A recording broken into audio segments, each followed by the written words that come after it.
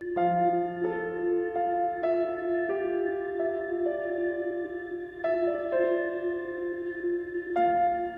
processing phase in a food system happens when raw products like vegetables, milk, or animals are transformed into new food products that are ready for the consumer to prepare and consume.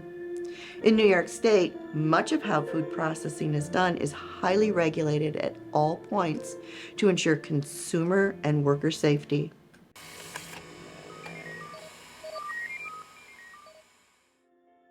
The southwest region of New York State has a significant history in dairy processing.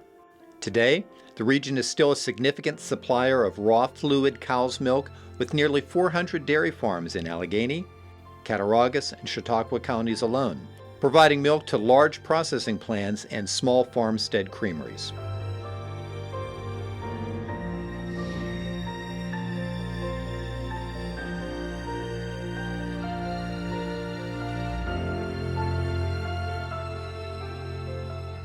My name's Connor O'Gorman. I'm in charge of all the herd health and genetic selection of the dairy cattle. We're at Eden Valley Farms. It's a multi-generational dairy farm. We have segments of organic dairy and conventional dairy. The vast majority of our business is wholesale raw fluid milk and goes into commodity markets sold to upstate farms. The new segment of our business, Eden Valley Creamery, we specialize in locally produced artisan organic cheeses. We make 3 types of aged cheeses. Or is that 5 types of aged cheeses, Emily? Could be 5. 5. And 6 types of fresh cheddar cheese curds. And then we have 2 other locations. We have Southern Tier Organics in Sinclairville, Chautauqua Hilltop Organic in Cassadaga. And then our main dairy is up in Eden, and that's the conventional site. One of the things they say is the better you take care of a cow, the better the cow will take care of you. And it's really true, the more effort and money you put into making that cow happy and healthy, the more milk it produces. And since we sell milk as the majority of our business, the better we look out for and care for our animals, it in turn helps our bottom line. So we grow in-house all of our forages needed to feed the dairy cattle.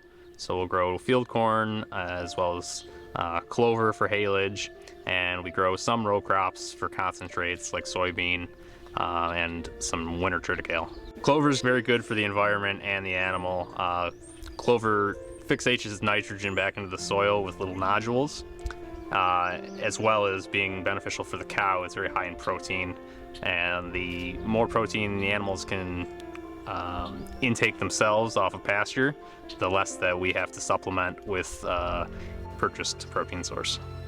I'd say our role in the food system is close to essential as there can be, since we're at the bottom of the food pyramid as the producer, making the raw product. I would say we in fact are one of the most important in the food system. It's impossible to argue against any statement that touts the importance of farmers to the food system. And for dairy farmers in New York State who are paying attention to the numbers, they are very much aware of their worth. In 2021, the agriculture industry in New York State produced $3.3 billion in gross domestic product. And with milk being the state's largest agricultural commodity, dairy farmers' contribution to the state's GDP surpasses that of any other agri-sector. But in spite of the outstanding performance from New York's dairy farmers over the years, they still face issues that other farmers have to contend with, plus some that are unique to the dairy industry. Perhaps with the 2018 Farm Bill expiring in September of 2023, and dairy reform being a priority of our representative on the Senate Agriculture Committee, relief for certain disruptions to the dairy industry may be forthcoming. There are not many businesses where people do back-breaking labor 7 days a week and come out financially worse for their trouble.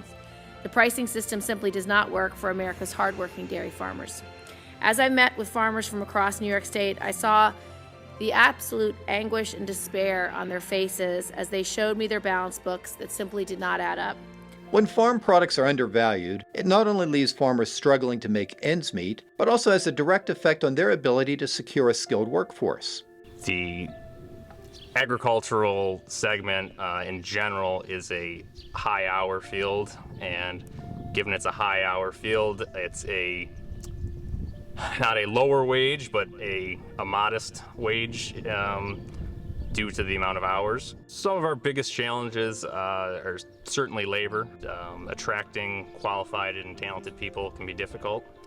But once we hone in on the correct person, we tend to keep employees because of a quality work environment and benefits along with the fact they recognize they're producing an important product.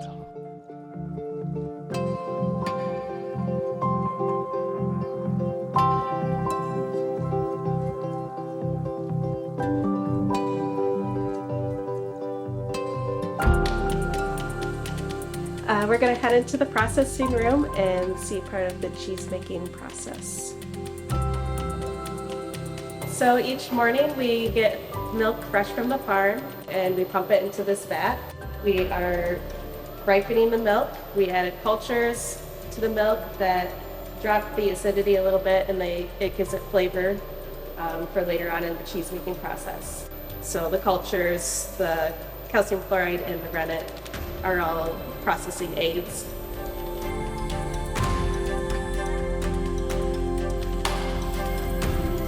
So this is going to start the coagulation process. First we have to still the milk because if we keep it agitating, then it will kind of break apart what we're coagulating.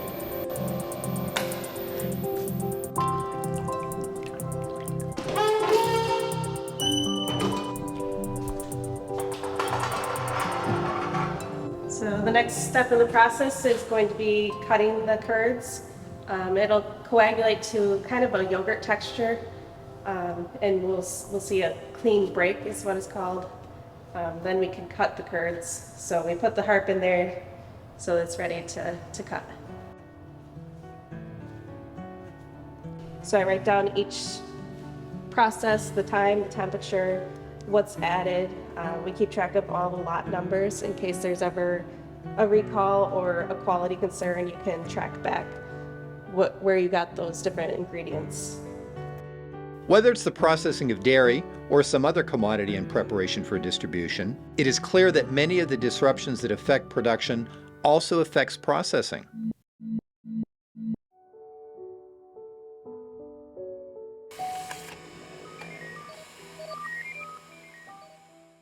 One of the biggest challenges in food processing in the region impacts the farmers growing animals for meat production. There is an extreme lack of USDA slaughter facilities within a 3 to 4 hour drive of western New York. A USDA facility is required when animals are processed and sold directly to the consumer in individual retail packages. Animal farmers report backlogs of up to 2 years to book animals for processing. To most animal farmers, this is a crisis. If they can't process their animals, they can't reap the financial return on their farming efforts, and that threatens their ability to keep their farms operational. Our butcher, we have to have a USDA inspected butcher as well as certified organic, which means we drive 2 hours one way and we book our butcher dates a year in advance, and you cannot get in if you need another. So that's definitely been a challenge. But it's a challenge that farm owners Elizabeth and Greg Putney saw as an opportunity. Faced with the same bottleneck delays that neighboring farmers were dealing with, instead of falling in line and accepting this reality, they took action.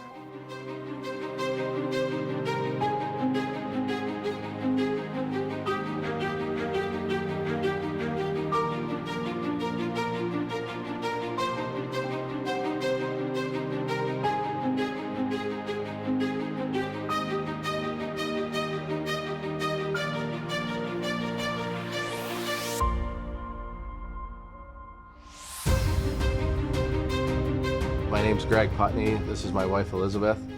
We own and operate Rise and Swine Farm and Alliance Farm Butchery in Holland, New York. We are roughly a 120 acre operation, all regenerative based, pasture based model. Our operation entails retail, production, and processing. My uncle used to raise pigs, and the one year he said he was not going to raise them, so we raised 2 pigs that first year. And then everybody found out that We raised pigs and we started slowly selling more and more. And now we're at a full-time operation. There's a lot of farm tours that we do through here, and that brings a lot of the general population out so we can give a chance to educate them and see kind of a different way of farming. Our farm business has really exploded since 2019, just because people didn't know where to get meat and they turned to Facebook, and somebody started a Find Your Farmer Facebook group that got us a lot of attention and more customers. We have not been able to keep up. No, we've doubled production, and we're anticipating for 2023 we're going to double again. About 15 months ago, we decided we were going to put our own processing facility to feed into our retail sector. That's all been finalized, inspected, and everything through the state. And we are currently working on completing a USDA on-farm slaughter floor, and that will end up feeding the commercial kitchen and the processing on-farm. We don't use those big slaughterhouses that were closed down, but we definitely saw an increase in the demand in local, smaller slaughterhouses, and it made it really hard to get in. Just seeing that is what made us actually start to build our own butcher shop and go the route of building our own slaughterhouse, because we wanted to be able to take control over everything for our business and to help the other local farms too who face the same issue. We have a list of neighboring farms who have been calling and emailing, asking about butcher dates well before it was even built. So we're hearing pretty much every day from other farms hoping to get in. We are going to be doing member fees for those farms that want to do retail cuts. With that fee, that gives them access to the kitchen, our equipment, and our employees, and then they're guaranteed to get processing done within a month, ideally. Whereas going other places, a lot of times waits are a year or 2 years. Our goal this year is to finish around 140 pigs. We're gonna do 1,200 meat chickens this year, and next year we're gonna triple our sows, and we're shooting for 300 finished pigs next year for retail sale. The only way that we are able to grow our farm is if we have secured processing, and this is the way that we saw that we had to do it. It's a game changer.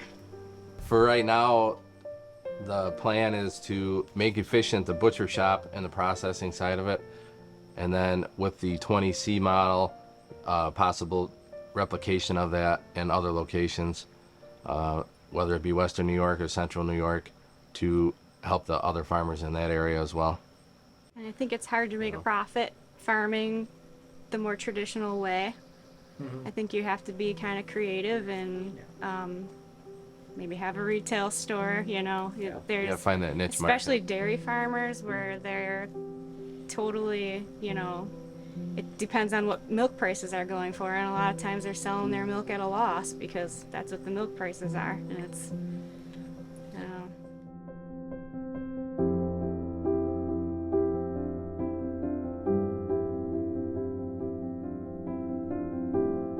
Greg and Elizabeth's resolve is a great example of the can-do attitude that farmers in Western New York oftentimes have to rely upon to help them overcome their many challenges.